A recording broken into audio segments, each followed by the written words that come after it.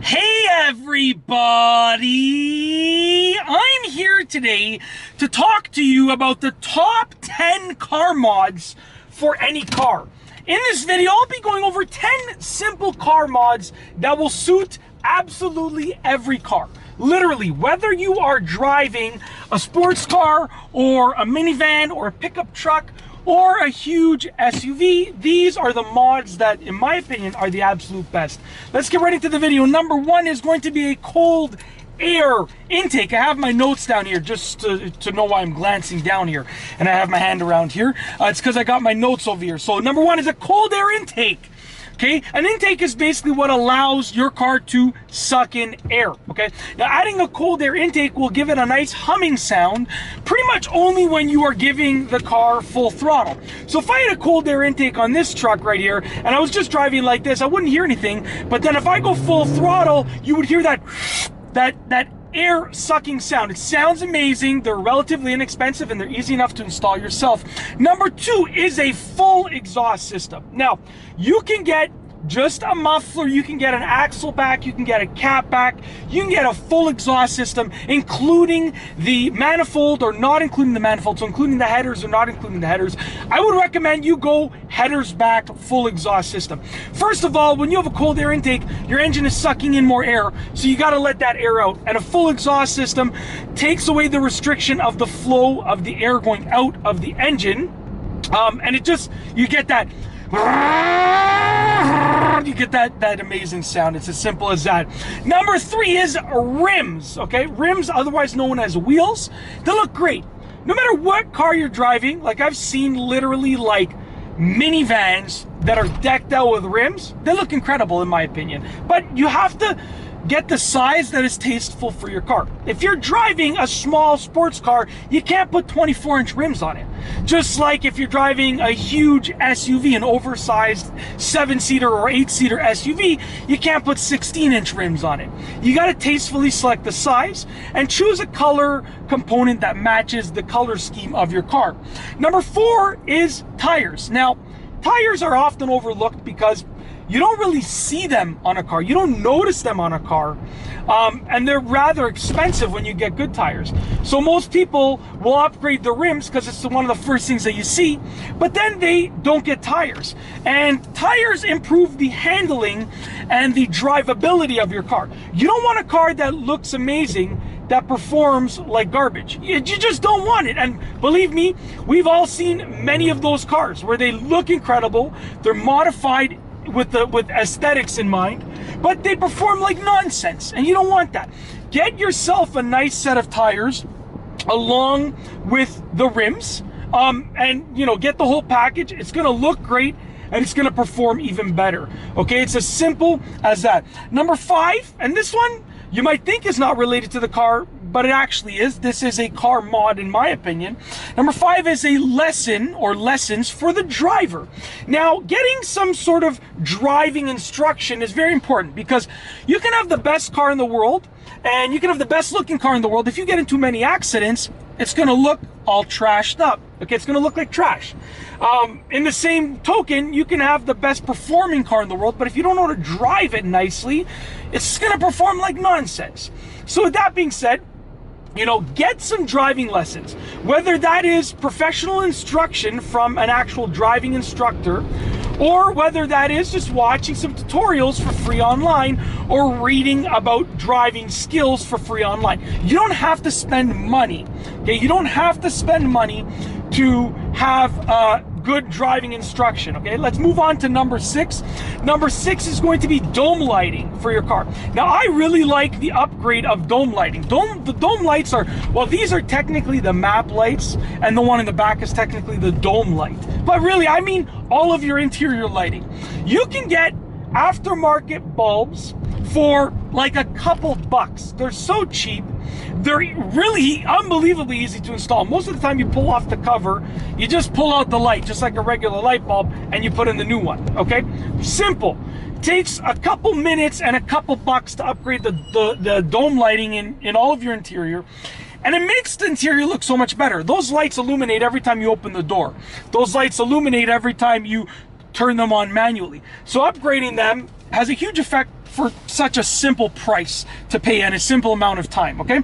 Number 7 is speakers. Now, if you are in the rare exception where you are buying a very expensive car, you probably don't have to upgrade your speakers. You might want to, but if you're like in the high-end car zone, you're gonna get some serious speakers.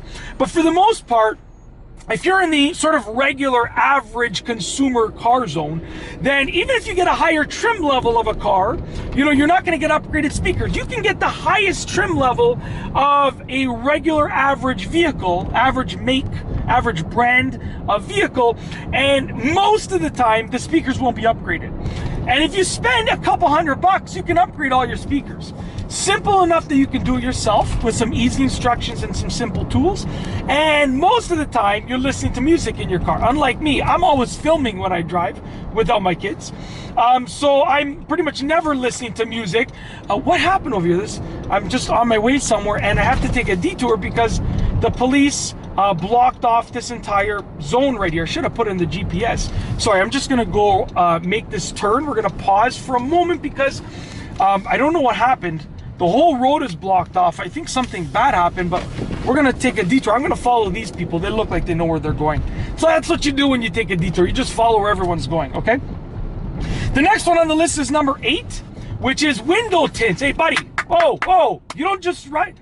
This guy's just riding his bike in front of the car. You just popped out of nowhere. Be careful, man. Be careful. You gotta be careful. You're gonna get yourself hurt. Come on. Okay, window tints is number 8. I'm just saying, like, that guy just jumped out in front of the car. You know, like, luckily I paid attention and I braked. But some drivers would not be paying attention, and that wouldn't be good. So if you're riding your bike, if you're walking as a pedestrian, be careful. And if you're driving, pay attention so you can stop if that ever happens, just like I did. All right, so we're moving on to number 8, finally. Window tints. Everyone's turning this way.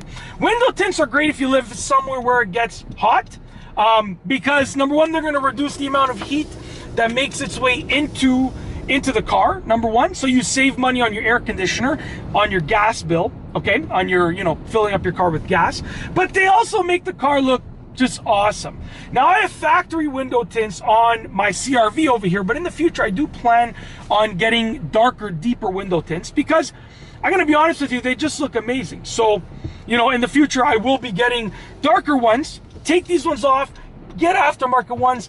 If you are lucky enough that you got pretty dark window tints from the manufacturer, then that's good for you. But in this case, you know, I opted out of the option for darker ones because it was going to be a little too much money in my taste, and I could do it myself. So I'm going to be doing it myself. I'll do a video on that for sure. Next up is number 9, which is paint protection film, otherwise known as PPF, paint protection film, PPF. What that is, it's a simple, a clear layer on top of your paint. And what that does is it basically protects your car's paint. So, you know, you're gonna spend a decent amount of money. It's not cheap, but what happens is with that paint protection film, you know, it's gonna protect your car's paint for a very long time, which will save you money on repairing your paint. And very simply, it prevents rust. There are numerous benefits to paint protection film, and I would say it's well worth the money. Find yourself someone who does a very good job, and it's well worth the money. I know, so I live in Toronto. One of my closer friends from back in the day that only does PPF. He only does paint protection film, okay? In my opinion, he does an incredible job. He's very well known. If you want his information, feel free to reach out to me on Instagram and I'll send you over his information. If not, totally fine. Once again, I live in Toronto, so you gotta be close to Toronto. Okay, it's very simple as that. Great guy, does a great job. Reach out to me. This is in no way sponsored. I'm not even saying his information on here, okay? But he's a good friend of mine. He does a fantastic job. If you're looking for some PPF, reach out to me if you want a recommendation. Okay, last but not least is number 10. This is a simple car mod. This is actually free pretty much, and it is debadging the car, otherwise known as getting rid of your badges. On your car, there are going to be various badges, okay? You could choose some of them to get rid of, and it's going to look so much better, okay? I have done this with all of my previous cars other than this one because I asked my wife if she was open to me doing it, and she shut that down really quickly. She said no, she didn't like the look of it. you know, this is a family vehicle. It's different than my old Civic Si where I wanted to look sporty. Totally different. But with that being said, you know, debadging your vehicle takes probably about an hour if you want to do a fantastic job, all said and done.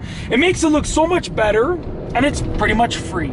Look up how to do it properly, do a good job, and it just sets your vehicle apart from every other vehicle. So right now, if I did this on my CRV, immediately people would notice the difference between my CRV and other ones if they're looking at the back of it, because it gives it a clean look. And that's it. Those are, in my opinion, the top 10 car mods for any car.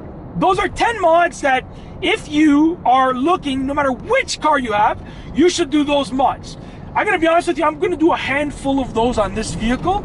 The next vehicle that I get though, I'm not gonna drop too many hints, but the next vehicle that I get is going to be my sports car that I have on the side. Okay, not a daily driver, my sports car. Okay, well, my wife and I are gonna upgrade our Mazda, an old 10-year-old Mazda 3 that we have, to a big 7-seater SUV. Not dropping too many hints. Not dropping too many hints. Guess what it is below. And also, after that, we're getting the sports car. And you can bet yourself that when we get that car, I'm doing tons of videos on it. I'm going to do all of these mods to it myself. We're filming everything. So get ready. Get ready for it. It's happening, baby. And that's it. If you like this video, please be sure to give it a thumbs up. This guy's looking at me like I'm crazy. Please be sure to give it a thumbs up. Let me know what you think down below as a comment. And of course, be sure to subscribe for more great car and driving videos just like this one. And that's all I have for you today. Thanks for watching.